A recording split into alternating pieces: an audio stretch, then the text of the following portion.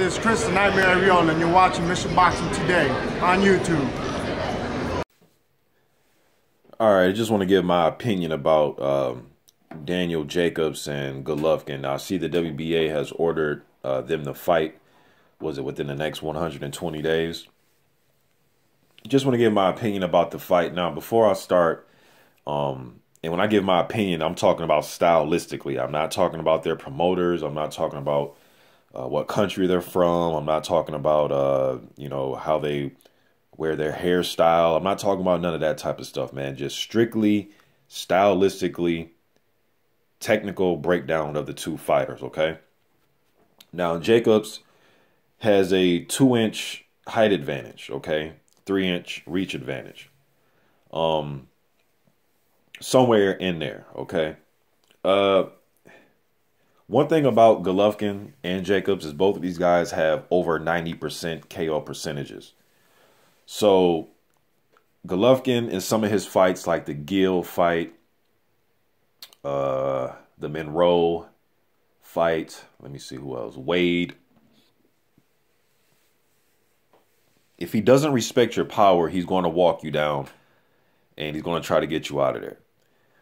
Even though he has stopped guys that he has respected as far as their power, so he doesn't just bore in, just rush in and try to knock them out. Guys like Curtis Stevens, Lemieux, guys who can crack. He did respect those guys. Now, just because he respected them, he didn't, didn't deter him from getting the knockout. What I mean by respecting him is he used his jab to set up his power punches.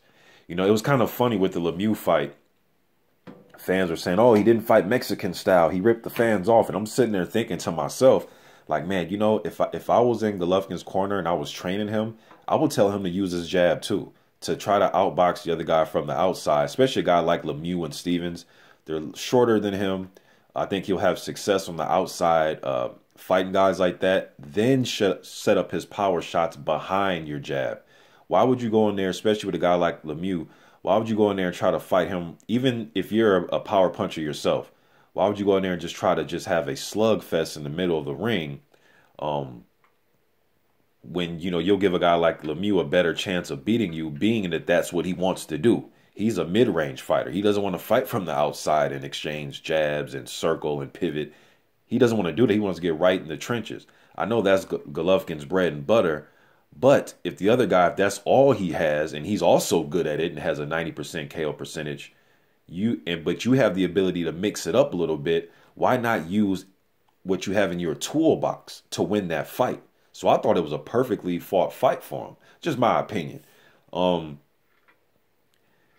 But the problem I think he would have with Jacobs if they were to fight, and he would have to look out for, is I think he will respect Danny Jacobs. I don't think he will go in there and walk him down, and unless he has him hurt. But I don't think he will. His goal will be to go in there and walk him down, get hit with some punches, smile and say, give me more, and walk him down. I don't think that's going to happen. I think he will respect him. He will be smart enough to respect Jacobs' 90% knockout percentage. You got to respect that. And people like to get on, well, Danny Jacobs been knocked out or he's been knocked down. He's chinny. It's like, okay, yeah, you're right. Mora, he did get knocked down. He knocked Mora down in the first fight and he tried to finish him and he got caught. He got caught with something. The Pirog knockout loss. People still like to talk about that loss. It's like, hey man, since that fight, he has went 12-0 with 12 straight stoppages, And Pirog, I remember that fight. I remember Jacobs was a minus 130 betting favorite, so he was just barely the favorite. It was a close fight. I remember before that fight, R.I.P. Emmanuel Stewart was talking about the fight, and this is from Emmanuel Stewart. I'm not making this up. You can go watch the telecast. He said that Pirog reminds him of, this was before the fight, Pirog reminded him of a blue-collar version of a Leonard Mayweather, Ray Leonard and Mayweather. He didn't say that he was Ray Leonard and Mayweather. He just reminded Stewart of that because of the way he moved in the ring, how he would have the right hand pretty much detached to his chin, have a low left hand to work to snap his jab from his hip. And the defense he was showing in that fight, he looked like the smoother, slicker fighter than Jacobs. and he was putting pressure on Jacobs, and people just think, oh, you pressure Jacobs, you'll get him out of there. No, Pirog was pressuring Jacobs and making him miss at the same time. One thing that Mayweather and Ray Leonard were both great at it in their career. They could pressure you at times and make you miss while they're doing it. It's tough to fight somebody like that, and somebody that can crack, that can hit you from different angles, that has a good jab. I mean, that Pirog loss wasn't that bad to me. It wasn't like he was a 6-1, 8-1 favorite against some nobody. And you go and look at some of the boxing websites and look at some of the forums. Just go check the old history. A lot of fans were picking Pirog in that fight and giving you stylistic breakdowns as to why they thought Pirog was going to win. Dwyer, one of the YouTube uploaders who I respect his boxing opinion. I don't agree with him with everything he says, but I believe Dwyer picked Pirog in that fight. This was 6 years ago, man. So and Pirog went on to be at middleweight. I mean, he went on to hold the title. You know, his career only ended because of his back injury. The dude finished his career 20-0. Pirog wasn't some bum. And back in those days, shit, have you told me Golovkin versus Pirog, I don't know who would have won that fight. That's a good fight. Some people may pick Pirog in that fight back then, So Jacobs just, stylistically, Pirog was just all wrong for him, man. He was pressuring Danny and making him miss. And when Danny tried to be the aggressor, Pirog was still making him miss. And he was making Danny pay after he was making him miss. He just didn't make him miss, he made him pay. All right, so, but since that loss, Jacobs, has went 12-0 with 12 straight knockouts. Brook, Uma, a few fighters have had some success hitting Golovkin. A lot of people say, oh, Golovkin's there to be hit. Brook exposed him. And I'm sitting there thinking like, hey, man, if you really have watched Golovkin's career, he's always sort of there to be hit. I know that him and Ward are 1 and 2 in the rankings for the plus minus according to CompuBox. I don't think Golovkin has the worst defense I've ever seen. But Golovkin's specialty isn't his defense. Yes, he wants to, he doesn't just want to get hit. Sometimes he just can't get out the way of the shit. It's just he gets hit. But to his credit, he has a solid enough chin to take it. I mean, you don't want to make that your living, just taking shots. But his highlight is his offense. He's trying to get you out of there. He's not trying to be in there trying to, okay, let me make you miss to show the crowd that, no, his thing is I'm trying to put hands on you. Some guys are just gifted at certain things, and his gift is trying to go in there and try to get you out of there, man. Sometimes he might set it up with a jab, but his main objective is to get you out of there. Whether you like it or not, that's just what it is. But to me, Brook didn't really expose him, in my opinion, anything, because I've seen a lot of fights where I've seen Golovkin getting hit and he couldn't get out the way. The Uma fight, they fought pretty much in the trenches. Stevens backed Golovkin up a little bit in the first round. I mean, he was having some type of success here and there. Murray was durable, but he really didn't have no offensive output.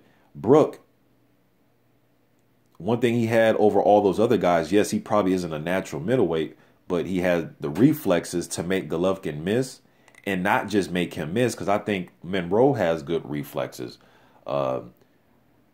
But the thing is, when Brook made him miss, he made him pay by punching in combinations after he made him miss, or he would be first. He was trying to put Golovkin in no man's land, but the only problem, even though he buzzed Golovkin's nose and he snapped his head back a few times, it looked like he stunned him probably once. When I say stunned, just got his attention and rattled him for a split second. He didn't wobble him or anything, but the thing is,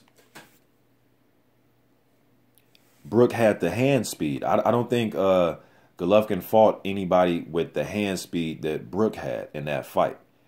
And then Brook, but the thing is, Golovkin didn't respect the power, although he was getting hit. And yes, he was trying to avoid some of the shots. I'm not sitting here saying that Golovkin dropped his gloves, Ricardo Mayorga style, and said, hey, hit me, here's my chin, like he did against Vernon Forrest and Trinidad. He paid for it against Trinidad, but I'm not saying Golovkin does that. I think sometimes he smiles and sticks out his tongue, because majority of boxers, when you watch a boxing match and a guy get hit with a good shot, normally what does that guy do? That doesn't hurt. He shakes his head and poke his bottom lip out like, that didn't hurt. All fighters do that type of shit. Pacquiao, when he back in his run, during like 2009, 2010. Remember when Pacquiao would get hit with shots and he'll bang his gloves together and say, "Come on, give me more." You know what I mean? Just some fighters just do that type of shit. Does Golovkin want to get hit? Of course, nobody wants to get hit. You know what I mean? So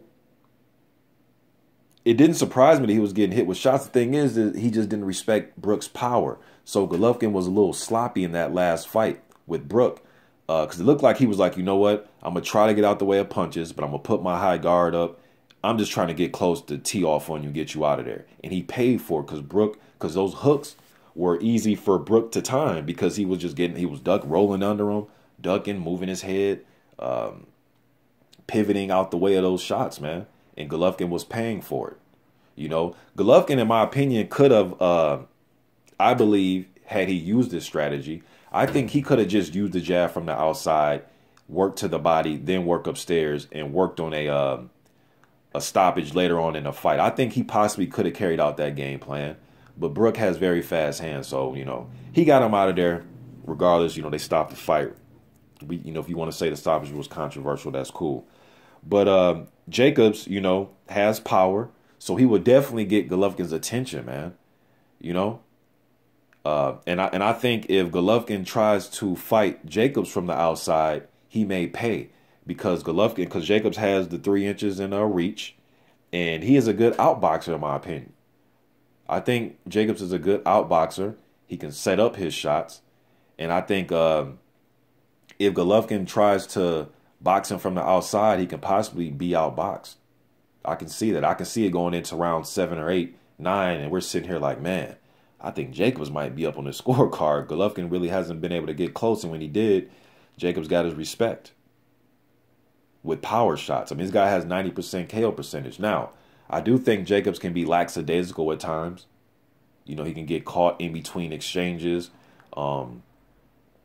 It's just with him, man, it's like the flip of a coin. Like, I mean, I can see him going down that quick, and I can see him hurting Golovkin that quick. You know, it was like the Quillin fight. I actually picked Quillin to beat Jacobs because of everything we're talking about. Just think his vulnerability. I just thought Quillin would take advantage of it, and I thought Quillin was the harder puncher between the two. That's what I thought.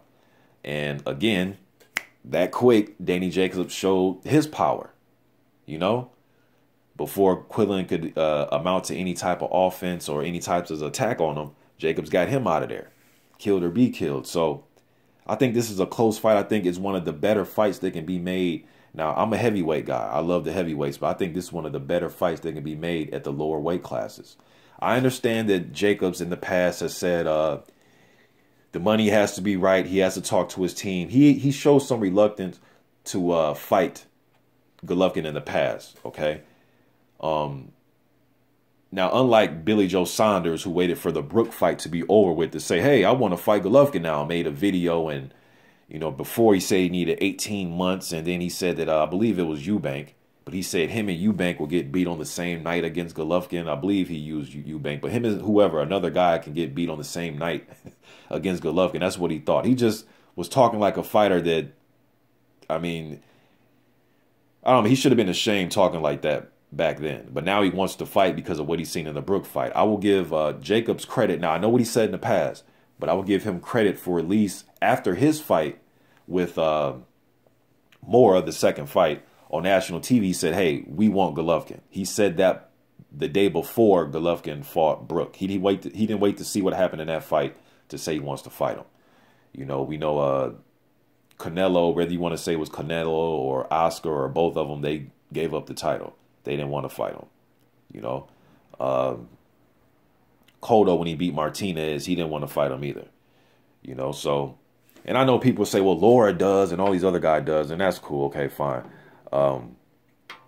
But unlike Jacobs, Laura doesn't have that equalizer, that power, man. He has the legs and he has the footwork and the outside boxer skills, but I don't think he has that type of power that can really get Golovkin respect. Can he hit him clean? Yeah, I think he can hit him clean. I think he can make him miss and make him pay. But you can do that with Golovkin, But if you're not backing him up or stopping him in his tracks, yeah, you might make his head fly back. Yeah, you may bust his nose. That may happen.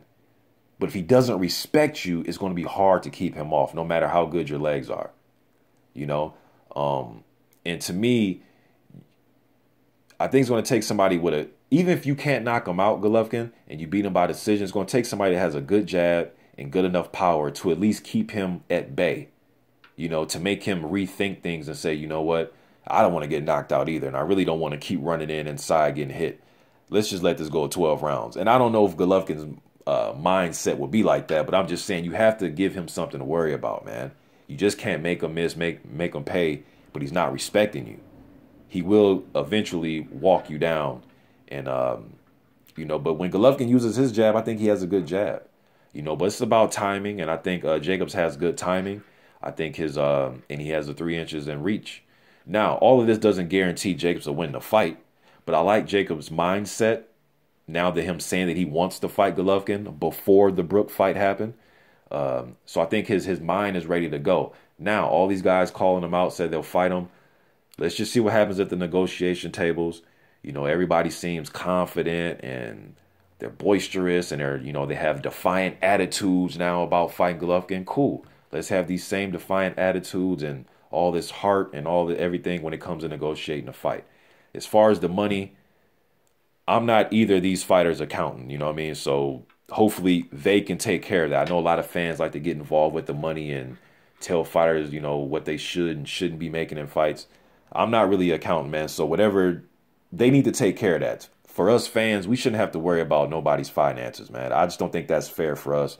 I mean, we can talk about it and you can discuss it, but for me, I'm just saying for me, it's not fair for me, man, to sit here and divvy up how much money they should be getting, you know? They should take care of that. Just bless us with the fight. So with all that said, I do think Golovkin will be a favorite going into this fight with Jacobs. I'm seeing somewhere maybe 2-1, 3-1 at the most. I think this is a very competitive fight. Golovkin is not a robot. I don't think he's indestructible. I don't think he can, you know, walk through a Mack truck, you know, coming down the highway at 100 miles an hour. I don't believe in all that. My 5 favorite fighters of all time, my personal favorite fighters of all time, they all have losses. And if you're hip to my channel, you know who those guys are. Ali, Holmes, Foreman, Holyfield, Tyson. All been knocked out. Tyson and Foreman were looked at the way Golovkin is getting looked at now. The destroyer. He'll walk through anything, blah, blah, blah, blah, blah. You can still lose a fight. You know, so that's just my technical breakdown of why I believe Jacobs and Golovkin is a very entertaining fight. I think it's one of the best fights that can be made, man. You guys let me know what you think about this. Hopefully I covered everything, but I think stylistically this is a great fight. I think it's a great fight, man. You guys let me know what you think. I'm out.